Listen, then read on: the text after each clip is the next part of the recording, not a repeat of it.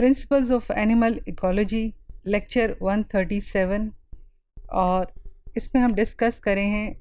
Management of water pollution. Means कि वो कौन से जो है वो कंट्रोलिंग मेजर्स हों जिससे जो है वो हम वाटर की पोल्यूशन को कंट्रोल कर सकें। इससे पहले हमने जो है वो different types of water pollution means के ग्राउंड वाटर की पोल्यूशन, सरफेस वाटर की पोल्यूशन, लेक में जो है water pollution, sea water pollution, river water pollution, इन सब को डिस्कस किया। उसके बाद हमने with reference to origin of जो वाटर पोल्यूशन था उसमें दो टाइप्स की जो है वो दो कैटेगरीज जो है वाटर पोल्यूशन की वो डिस्कस की। उसमें एक जो था वो पॉइंट वाटर पोल्यूशन और दूसरा non point source water pollution. Point source जो वाटर पोल्यूशन थी उसमें हमें जो वाटर पोल्यूशन का जो वो सोर्स था कि कहाँ से जो है वो पानी में वो गंदगी, वो आलूदगी जो है वो शामिल हो रही है, वो जो था हमें नोन था। उसमें सोर्स जो था वाटर पोल्यूशन का वो आइडेंटिफाइएबल था। जब आइडेंटिफाइएबल होगा तो इसका मतलब है कि हमें उस नेचर ऑफ वाटर पोल्यूशन जो है या नेचर ऑफ जो पोल्यूटेंट है उसका पता होगा। जब नेचर ऑफ पोल्यूटेंट का पता होगा तो हमें जो है उसकी quantity per hour, per day, per month, ये सारा कुछ पता होगा। उसलिए हमें उसको जो है वो मैनेज करना या उसको कंट्रोल करना जो है वो इजी है। तो मैनेजमेंट ऑफ वाटर पोल्यूशन को हम इसी रेफरेंस में देखेंगे। एक है पॉइंट वाटर पोल्यूशन की मैनेजमेंट, मींस के जिस वक्त हमें सोर्स जो है वो आइडेंटिफाई हो, सोर्स डिटरमिन्ड हो, उसमें जो है वो हमें नेचर ऑफ जो पोल्यूटेंट्स हैं वो डिटरमिन हो, तो फिर हम उसको जो है वो कंट्रोल कर सकते हैं। उसमें जो एनवायरमेंटल प्रोटेक्शन एजेंसी है, हर मुल्क में जो है वो EPA होता है, एनवायरमेंटल प्रोटेक्शन एजेंसी होती है, उनके कुछ रूल्स एंड रेगुलेशन होते हैं, वो उसको फॉलो करते हुए जो है वो पॉइंट सोर्स पोल्यूशन को जो है वो कंट्रोल कर सकते हैं। उनके जो EPA होती है उसके उन्होंने हर एक जो वाटर पोल्यूशन है या हर एक जो केमिकल है उसके लिए एक लेवल ऑफ थ्रेशोल्ड रखा होता है कि इससे ज़्यादा ऊपर उस हैवी मेटल का या उस केमिकल का या उस पोल्यूटेंट का जो है वो अमाउंट ज़्यादा हुई वाटर के अंदर तो वो जो है वो हाई रिस्क एरिया बन जाएगा। इससे लोअर रहेगी तो ये जो है वो लेस वाटर को पोल्यूट करेगी, ये टॉलरेबल है जो है वो बहुत सारी एक्वेटिक लाइफ के लिए और बाकी रेस्ट ऑफ द एरिया के लिए। लेकिन जिस वक्त पॉइंट सोर्स वाटर पोल्यूशन होती है तो उसमें EPA पूरी तरह से इन्वॉल्व होती है। कैसे? सबसे पहले कोई भी फैक्ट्री कहीं लगनी है, वो फैक्ट्री की किस किस्म की है, फैक्ट्री जो है वो किस चीज़ की लग रही है, उस फैक्ट्री में किस किस्म के केमिकल्स इस्तेमाल होंगे, उस फैक्ट्री में किस किस्म की टेक्नोलॉजी इस्तेमाल होगी, उस फैक्ट्री से किस किस्म का एफ्लुएंट बाहर आएगा, और फिर जो है ये तमाम चीज़ें, वो फैक्ट्री जो है वो अर्बन एरिया के करीब है, वो फैक्ट्री अर्बन एरिया से बहुत दूर है, वो फैक्ट्री जो है वाटर सोर्स जो है उससे दूर है, वो फैक्ट्री कोई ट्रीटमेंट प्लांट लगा रही है या नहीं, ये तमाम का तमाम वो फैक्ट्री ओनर जो है वो अपना वर्क प्लान उनको देगा, उनको एक जो है वो बर्ड ओवरव्यू जो है वो देगा। यहाँ पे ये जो है यूनिट इंस्टॉल होगा, यहाँ पे ये जो है वो प्रोसेसिंग यूनिट इस्तेमाल होगा। ये तमाम चीज़ें जो है वो एक EPA के जो रूल्स एंड रेगुलेशन है उसके थ्रू उसको अप्रूवल दिया जाएगा कि ये जो है जगह इसके लिए मुनासिब है और ये इसके अंदर जो है वो आप इस चीज़ को जो है वो कर सकते हैं। तो इस तरह जो है वो तमाम चीज़ें जो हैं वो उनके रिकॉर्ड पर होंगी, उनको पता होगा कि क्या चीज़ हो रही है और क्या चीज़ यूटिलाइज होगी। इसके बाद जो है उसको जो वो अप्रूवल हो जाएगी उस चीज़ की, तो उसके बाद उसकी लाइसेंसिंग होगी। लाइसेंसिंग के लिए कि आप बाकायदा उस रूल्स एंड रेगुलेशन को फॉलो करते हुए इस फैक्ट्री को रन करेंगे। इस लाइसेंसिंग के अंदर इम्पॉर्टेंट होगा कि वो जो फैक्ट्री है वो अपने साथ जो ट्रीटमेंट प्लांट है वो लगाए, ताकि जितना जो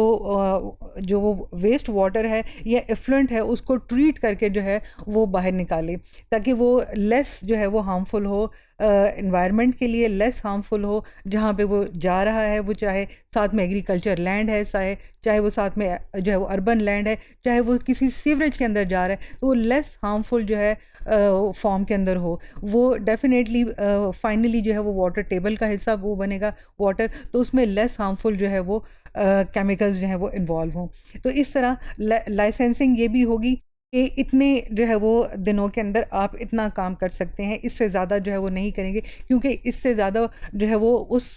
एलिमेंट की, उस हैवी मेटल की, उस केमिकल की, उस एंजाइम की जो वॉशिंग में, या कि कोई बाइकार्बोनेट वगैरह आयंस हैं, तो उनकी इतनी ज़्यादा जो है वो एक दिन के अंदर जो है वो बाहर नहीं निकलेंगे कि उसको जो है वो रिसाइकल ना किया जा सके, उसको ट्रीट ना किया जा सके। तो दोनों यानी कि जो पॉइंट सोर्स पोल्यूशन है उसमें कंट्रोलिंग मेजर्स जो हैं वो ईजी होंगे। फिर उसके साथ एसोसिएटेड कंप्लायंस और इन्फोर्समेंट, यानी कि अगर जो है वो कोई जो है वो कोई ऐसी चीज़ हो जाती है कि समहाउ वो चीज़ या वो एफ्लुएंट जो है वो कहीं जो है उसकी पाइप लीक हो गई है, वो कहीं एफ्लुएंट बाहर निकलना शुरू हो गया ऐसी जगह पे जहाँ पे कि उसकी डायरेक्शन नहीं थी, उसने किसी पानी के सोर्स को किसी और जगह को पोल्यूट करना शुरू कर दिया है, उसको डिस्ट्रॉय करना शुरू कर दिया है, उसकी जो है वो कोई अगर जो है वो कंप्लेन आती है तो उसकी कंप्लायंस जो है वो EPA थ्रू अपनी जो वर्क अप्रूवल होती है उसके थ्रू वो करवाती है कि फैक्ट्री इस चीज़ को देखे, इसकी मेंटेनेंस का ख्याल रखे। इसके बाद वो उसको जो है वो मेक श्योर करते हैं कि ये काम हो, और जो है वो जो फैक्ट्री है जो काम कर रही है वो करती रहे, लेकिन वो तमाम चीज़ें जो है उसको मेक श्योर करके लेस से लेस एनवायरमेंटल जो है वो हैज़र्ड को जो है प्रोड्यूस करे, और इन्वायरमेंट फ्रेंडली जो है उस जो है वो इन्वायरमेंट के अंदर काम हो। तो फैक्ट्रियाँ चलती रहती हैं, काम होते रहते हैं, लेकिन जो है वो उसको एक जो है रूल्स एंड रेगुलेशन के तहत चलाना जो है वो इम्पॉर्टेंट है। इसकी एक मिसाल जो है वो हमारे पास कटास का मंदिर भी है। ये जो है वो कलर कहार के करीब का इलाका था। पहले आज से 10-15 साल पहले वो इलाका जो था वहाँ पे फार्मिंग होती थी उस मंदिर के इर्द गिर्द, लेकिन वहाँ पे आहिस्ता आहिस्ता जो है, चूँकि करीबी पहाड़ियों में जो है वो मार्बल का पत्थर जो है वो पाया जाता था, वो मार्बल, तो वहाँ से जो है वहाँ पे मार्बल की फैक्ट्री लग गई और बड़े बड़े पत्थर काट के लाए जाते हैं वहाँ पे। उसको जो है वो मार्बल की जो टाइल्स मुख्तलिफ़ तरह की मुख्तलिफ़ स्टाइल की बनती हैं। उस मार्बल की जो टाइल की प्रोसेसिंग है उसमें बहुत सारे जो है वो वॉशिंग जो है वो पानी जो है इस्तेमाल होता है, उसमें बहुत सारे कार्बोनेट बाइकार्बोनेट्स हैं वो एज ए एफ्लुएंट जो है वो बाहर आते हैं। तो जब फैक्ट्री इंस्टॉल हुई उसने उस वक्त जो है किसी किस्म की भी जो है री ट्रीटमेंट प्लांट नहीं लगाया, बल्कि जो वो एफ्लुएंट था उसको सिंपल ग्राउंड के अंदर जो है वो डिस्चार्ज कर दिया। लिहाजा वो जो ग्राउंड था आहिस्ता आहिस्ता जो है वो पानी से उससे भरता गया, और वहाँ पे जो है वो रंग बिरंगी बीमारियाँ और रंग बिरंगे जो वाटर सोर्स की वजह से पैदा होने वाली जो एग्रीकल्चर प्रॉब्लम थी उनका बायस जो है वो बनता गया। और वंस जो है वो 2-3 साल पहले जो है वो सुप्रीम कोर्ट ने उसका नोटिस लिया और जो है वो उसको फ़ैसला सुनाया कि ये फैक्ट्री तब काम करेगी तब जो अपने साथ जो है वो रीट्रीटमेंट जो है वो प्लांट लगा लेगी, रिसाइकलिंग प्लांट लगा लेगी, ताकि जो है वो इर्द गिर्द की आबादी और वो जो हेरिटेज है जो मंदिर है उसकी जो दीवारों को नुकसान पहुँचाए वो कम से कम हो, यानी कि वो इन्वायरमेंट फ्रेंडली सिचुएशन के अंदर आ जाए। सेकेंड हमारे पास है non point pollution. Non point pollution में चूँकि हमारे पास जो है वो सोर्स आइडेंटिफाई नहीं होता, मींस कि कोई भी ऐसी जो है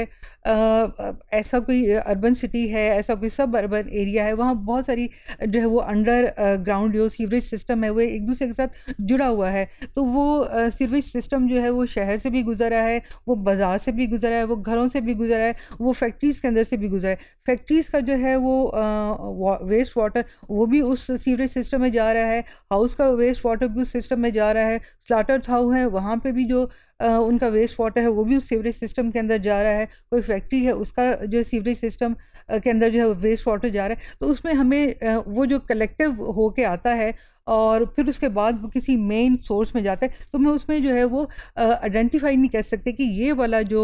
केमिकल है या ये वाला जो वेस्ट है वो कहाँ से आ रहा है। ये दोनों तरह से जो है वो हो सकता है। तो उस सूरत के अंदर जो है जो EPA है वो उस जो नॉन पॉइंट वाटर पोल्यूशन का जो सोर्स है उसको कंट्रोल करने के लिए ज़रा लेस इफ़ेक्टिव हो जाती है। फिर जो फार्मिंग एरियाज़ हैं जहाँ पे एग्रीकल्चर हो रही है, जहाँ पे फॉरेस्ट्री, अगर एग्रीकल्चर हो रही है वो कितनी लैंड के ऊपर हो रही है, किस वक्त कौन सी क्रॉप आई है, उसके ऊपर किस किस्म की फर्टिलाइजर्स यूज़ हुई हैं, किस किस्म के पेस्टिसाइड यूज़ हुए हैं, एक से ज़्यादा किस्म की पेस्टिसाइड यूज़ हुई हैं, कब पानी दिया गया है, कब वो पानी जो है फर्टिलाइज़र और पेस्टिसाइड्स को बहा कर जो है वो नाले के अंदर लेकर आ गया है। फॉरेस्ट्री जो था वो पहले कितना एरिया जो था अंडर फॉरेस्ट था, अब उसमें से कितने दरख्त कट गए हैं, और जो है वो जो सॉइल थी चूँकि वो रूट्स के साथ जो है वो एंटेंगल होती है, वो उसने उसको मजबूती से पकड़ा होता है, तो वो जो सॉइल होती है वो पानी के साथ बह नहीं जाती है, लिहाजा वाटर सॉइल जो एरोजन है वो लेस होती है। तो ये जो है वो किसी फॉरेस्ट एरिया से आ रहा है, ये किसी फार्मिंग एरिया से आ रहा है, तो उसमें भी अगेन जो है वो सोर्स आइडेंटिफाई नहीं होता है। फॉरेस्ट में भी बाज़ औक़ात जो है वो डिज़ीज़ फैल जाती है, उसको कंट्रोल करने के लिए पेस्टिसाइड या इंसेक्टिसाइड या केमिकल स्प्रे जो है वो किया जाता है। और जो है जब वो अगर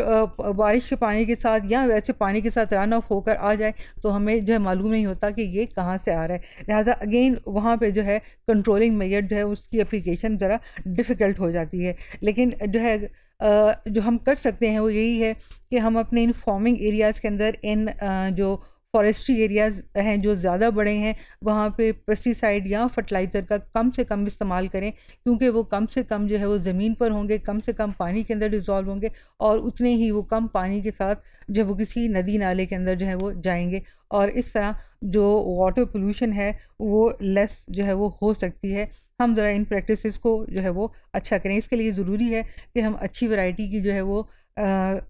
जो फसल है वो काश्त करें, ताकि वो पेस्ट रेजिस्टेंट हो, ताकि हमें पेस्टिसाइड की ज़रूरत जो है वो कम हो, वो सॉल्ट टॉलरेंट हो, वो जो है वो ख़ुद से ज़्यादा ग्रो कर सकती हो। तो ये चीज़ें किसी हद तक कंट्रोल की जा सकती हैं।